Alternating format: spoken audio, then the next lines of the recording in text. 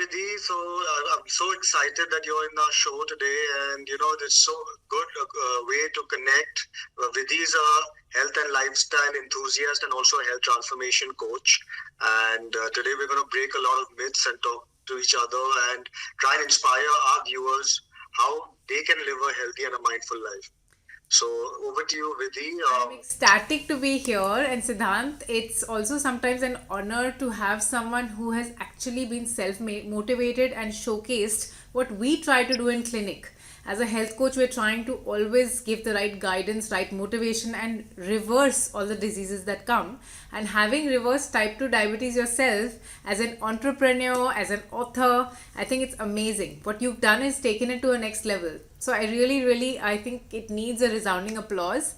And I'd love to know what your trigger points were. If you can start sharing a little bit of your story, it becomes real for people out there. It becomes an inspiration for people out there. So give us a few snippets of your trigger points. So the trigger point happened when I was always athletic in school. I never had any issues of overweight or obesity or anything like that. My trigger point was started when I became 106 kgs. And that was mainly after my wedding, and it was very abnormal. When I'm eating, I'm putting on twice what a normal person is putting on. So I went to the doctor, did my test, and I saw that I had fasting was 225. Wow. Which was really astonishing. And, that was my trigger point that, if I don't revise myself or make the changes to my life right now, I would be just running after the hospitals and every organ in my body would be, defective. Absolutely. So that's when I started through my doctor and a lot of guidance. I got help also, and so I started doing 20,000 steps a day. I started doing kickboxing. I started doing weight training. And also because I was not into insulin, I was just into medication. So I could do intermittent fasting, which also really helped me. Perfect. And also there was one company called Empezar Wellness who used to call me up every day at 9 o'clock and buy the watch and, motivate me even mentally that today's a fresh day.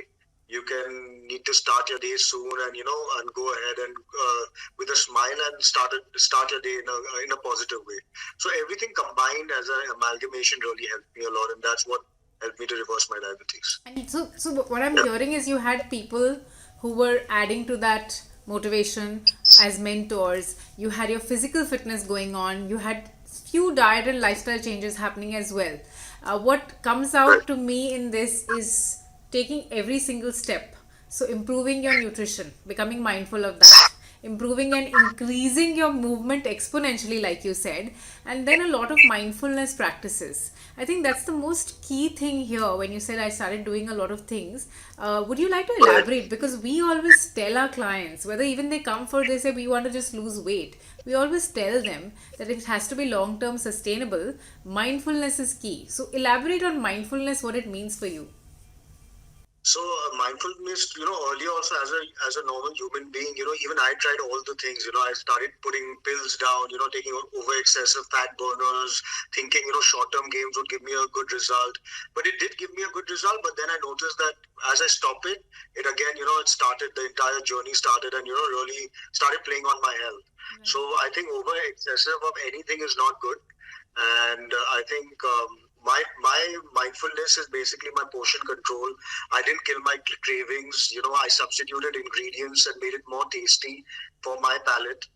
So that all these things. I think portion control also. If people can realize, how they can do your portion control. You can eat everything. You don't have to curb anything. You're not a cheat meal can be every day. It doesn't have to be one day.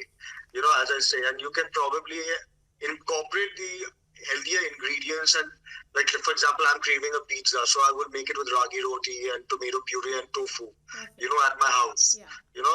So then I don't kill my cravings also. So a mix of everything, substituting ingredients and being more cautious whatever you're putting in your mouth.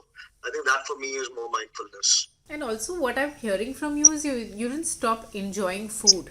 So we just No. recreated what was there in our kitchens, but in a different, more modern way. And while being Right. modern, we went to our roots, which were through millets.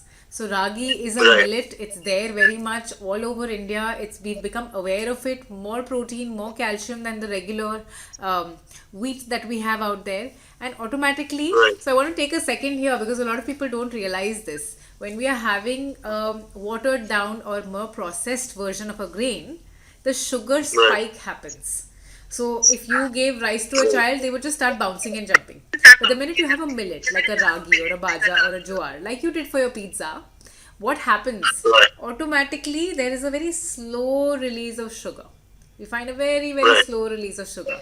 And that slow release is sustained. That's what's so right, incredible about incorporating this. And you've taken this up a notch. I think you've also launched a range of snacks because you yes, understand that that's a very, very important factor in everyone's lives. They're snacking here, there, binge eating. And that's a great right. solution. So, how did you come about that? So you know what? As in my own journey, I wanted to even inspire others. Because I also had a lot of cravings for midnight snacks. And snacking being something in India, in such a large scale. But Absolutely. you mainly get a lot of fried varieties. You get like Yes. in the market. You don't get like Yeah. healthier ingredients, but even if you get healthier ingredients, it's a little more bland. So I wanted to incorporate something where it's tasty as well as healthy, to Yeah. have a mix and match of both. And that is how I started my brand called Crunch and Munch, which is now available in 6 cities. Wow. We're launching 8 more cities, and it's also available on Amazon and our own website as well. So, and Crunch and Munch, basically, we play a lot with quinoas. We play a lot with our multigrain mixtures, millets, different kinds of products, which is a healthier form, but it's got its tastier version as well. Wow. So that's the brand Crunch and Munch. And also, I've written a book on my transformation journey. It's called Live Life the Healthy Way, which is on Amazon Kindle. It gives an entire structure from how I started to how I reversed it. It's a 12-page coffee book. And yes, so I just want to go in there, and if I can help someone, not reaching that trigger point, Yes. and if I can curb it in midway before it reaches, so it's always self-satisfactory for me. And it's very, very important because I started my career with maternity and lactation. And that was my Okay. trigger point to get into this profession and go out there and share my knowledge. And it's very important to not be quiet through our struggles. Once we have Right. overcome them, sharing them through a product line, sharing them through a book, sharing them through further academic rigor and practice. These are very, very Right. important endeavors, and each one of us can add and give that value back. So thank you for doing that, Siddhant. Now, what I want you to educate people about, because we already know this in science and medicine, that is heredity does play a role, but what in your life changed the impact of that heredity? So hereditary type 1 diabetes was in my family. Okay. Type 1 diabetes, my grandfather, my father, it was going down by down. But luckily, because I was athletic, I used to do my health checkup. So, and because of that, for me, diabetes was not hereditary. It was lifestyle. The lifestyle which I let loose, and I totally abused my body. So that is what led me to my type 2 diabetes. But I feel that in today's time, everyone needs to do a health checkup, which is very important. At least every 3 months, do a health checkup. You might look good from the outside, but there might be some parameters which are not working in your favor.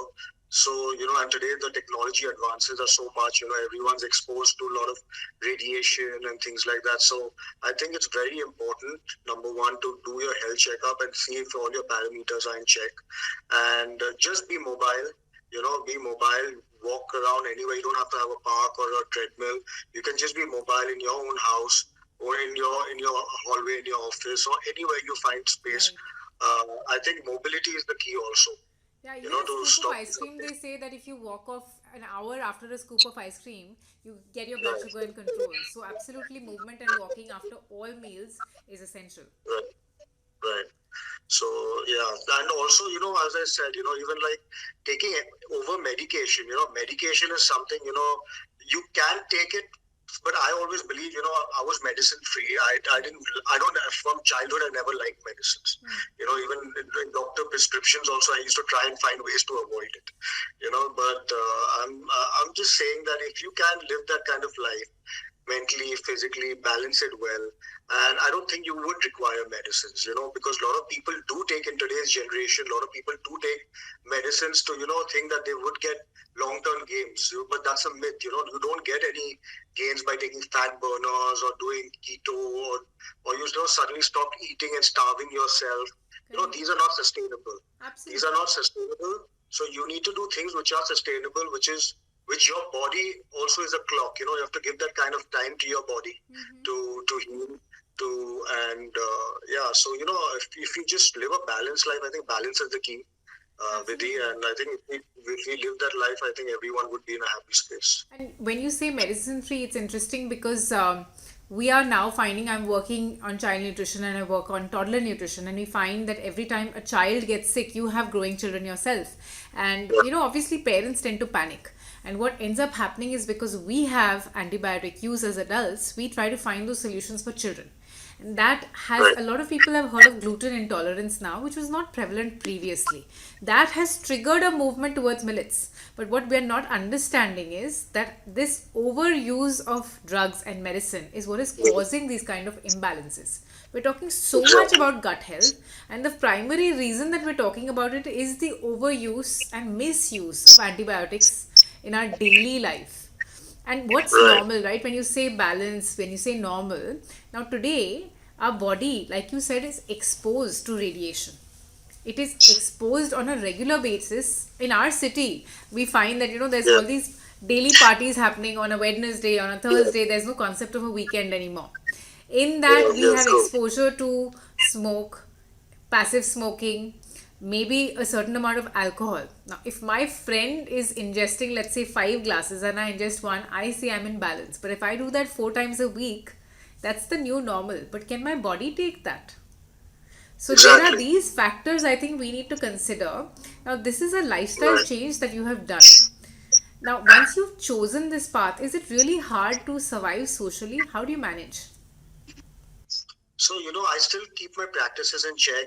At that time, also, when I was I had diabetes, I used to do a lot of intermittent fasting, Okay. which really helped me. Even if I'm going out socially or I've got been invited for a party, I make sure I have my meals before 7 o'clock, and Perfect. I don't go out and eat. And I Yeah. don't go out and eat.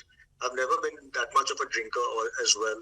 So, for me, it's just like, for me, a good time is basically good company and good music.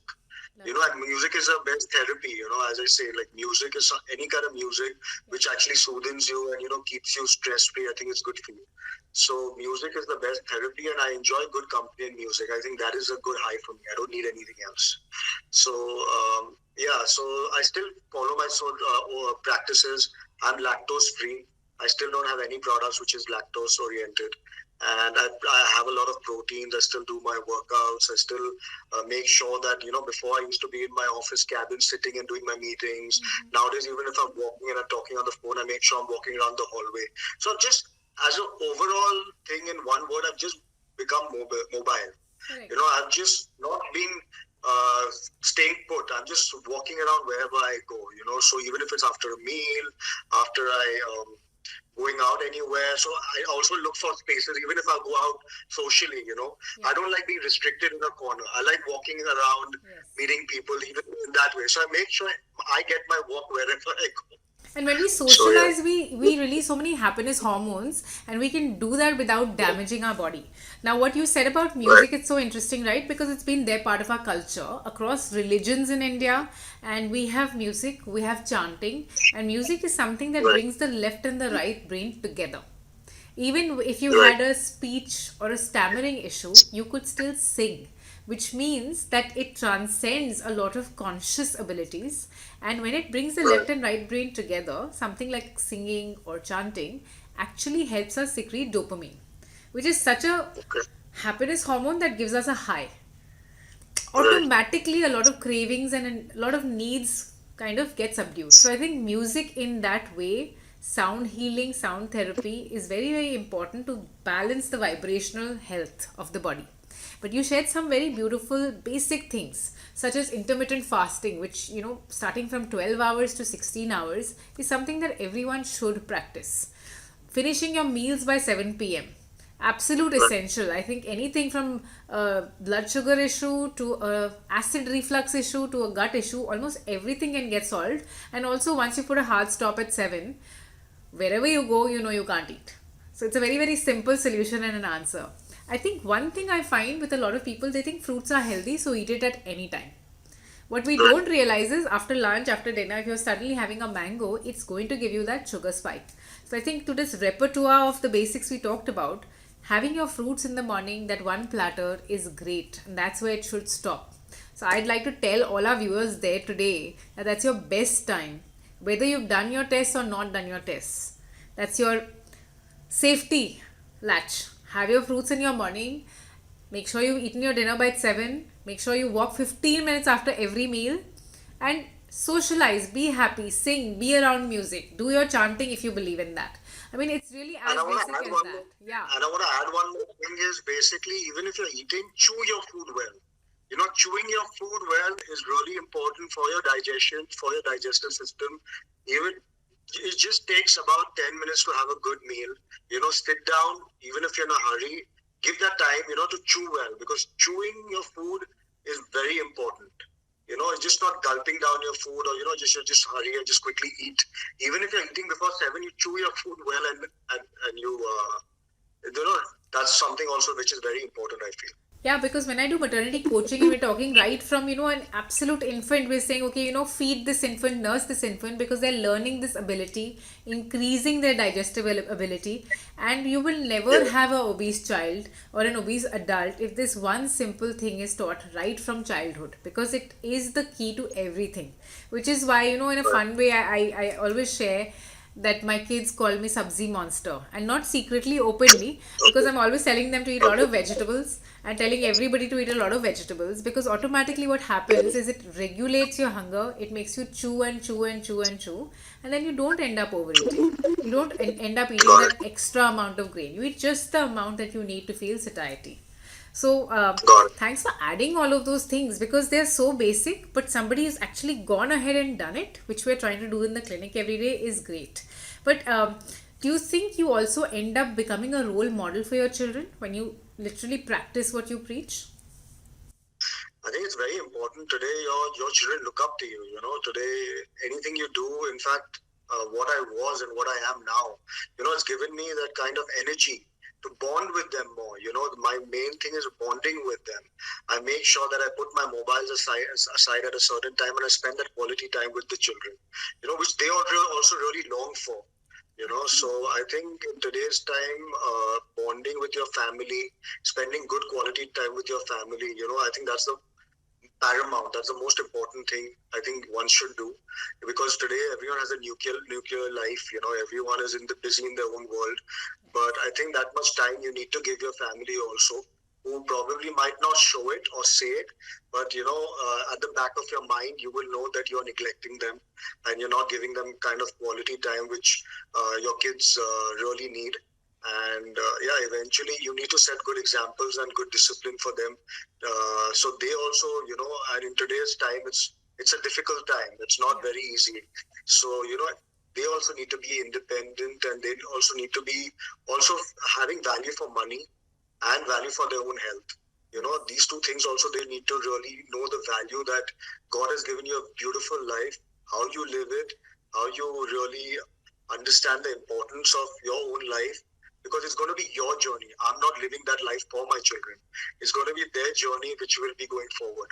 So what we can do as parents is set good examples and guide them. We're always there to guide them. And in case they ever need us, we're always there. So yeah, these are the few things I think. Absolutely. So monkeys always see and do based on imitation. And our True. children are those little monkeys, and it's so beautiful that you've been Yes. able to have this transitional journey and bond with them. Thanks for sharing this, Siddhant, and bringing all these points together because the key is nutrition, mindfulness, movement. I always say my mantra is M&M: Yeah. movement, nutrition, mindfulness. And once we bring that together with all the basics that we already know, it really isn't that difficult. You really don't need to feel deprived. So thank you for bringing that to us today. Thank you so much, Vidhi. It's been so nice, you sharing your journey as well, and a little bit also we can give to the audience, to our viewers, who have a lot of myths. We'll be more than happy to help them, and it's always good to help each other out. And it's been Absolutely. such a pleasure to have you, and thank you so much for giving your time. And look forward to many more episodes with you Absolutely. on our And journey. busting lots of myths and bringing forward a lot of content in terms of nutrition and what people can really do in real time. So great. Yes. Look forward to seeing Great. everyone. Take care. Look Good forward to night. seeing you guys. Bye, guys. Cheers.